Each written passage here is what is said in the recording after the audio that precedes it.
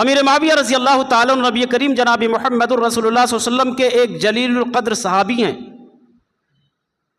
آپ رضی اللہ تعالیٰ عنہ کے لیے، آپ کی فضیلت کے لیے صرف یہی کافی ہے کہ آپ صحابی رسول ہیں، اور جب آپ کا صحابی ہونا ثابت ہو گیا تو اہل سنت والجماعت کا عقیدہ ہے، سلف صالحین کا یہ منہج رہا ہے کہ جب بھی ان کا نام آئے بے ساختہ ہمیں بلا چونچرا رضی اللہ عنہ وارضاہ کہنا چاہیے۔ لیکن بدقسمتی سے اتنی بڑی سچائی اور حقیقت کو چھپایا جاتا ہے،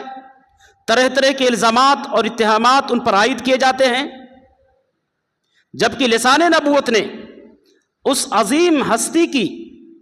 کئی ایک مقامات پر تعریف کی ہے۔ پیغمبر اسلام علیہ السلام نے کئی ایک موقعوں کے حوالے سے اس شخصیت کے بارے میں گواہی دینے والے الفاظ کا استعمال کیا۔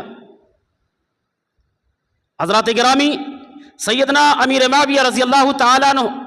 نبی کریم جناب محمد الرسول اللہ صلی اللہ علیہ وسلم کے بعثت سے غالباً 5 سال پہلے پیدا ہوئے اور فتح مکہ سے پہلے اسلام لانے والوں میں سے ہیں۔ نبی کریم نے جب مکۃ المکرمہ کو فتح کیا اس وقت غالباً یہ 14-15 سال کے ایک بچے تھے۔ کم عمری کی وجہ سے امیر معاویہ رضی اللہ تعالیٰ عنہ اپنے ایمان کو چھپائے ہوئے تھے، لیکن جب ان کے والد محترم حضرت ابو سفیان رضی اللہ تعالیٰ عنہ نے اپنے ایمان اور اسلام کا اعلان کیا تو امیر معاویہ رضی اللہ تعالیٰ عنہ نے بھی ان کے ساتھ اپنے ایمان کا، اپنے اسلام کا اعلان کیا۔ چنانچہ آپ علیہ السلام کی وفات کے بعد خلیفہ اول ابو بکر صدیق رضی اللہ تعالیٰ عنہ کا جب زمان خلافت آیا، امیر معاویہ کے ایک بھائی تھے جن کا نام تھا یزید بن ابو سفیان۔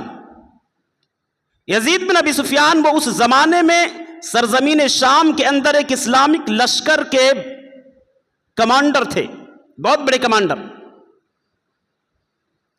اور جب ابو بکر صدیق رضی اللہ تعالیٰ عنہ نے اس زمانے میں جو فتنے سر اٹھا رہے تھے، ان پنپنے والے فتنوں کو کچلنے کے لیے جو لشکر بھیجا تھا، فتنے مانین زکوٰۃ، فتنے مدعیان نبوت، فتنے ارتداد، ان تمام کے تمام فتنوں کو کچلنے کے لیے جن کمانڈروں کا بہت بڑا ہاتھ رہا، بہت بڑا کردار رہا، انہی کمانڈروں میں یزید بن ابو سفیان رضی اللہ تعالیٰ عنہ وارضاہ بھی ہیں۔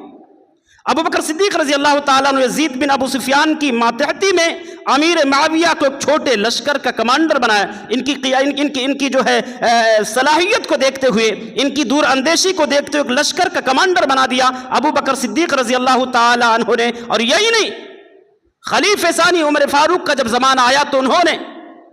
امیر معاویہ رضی اللہ تعالیٰ عنہ کو ان کی صلاحیت کو دیکھتے ہوئے سرزمین اردن کا گورنر بنایا۔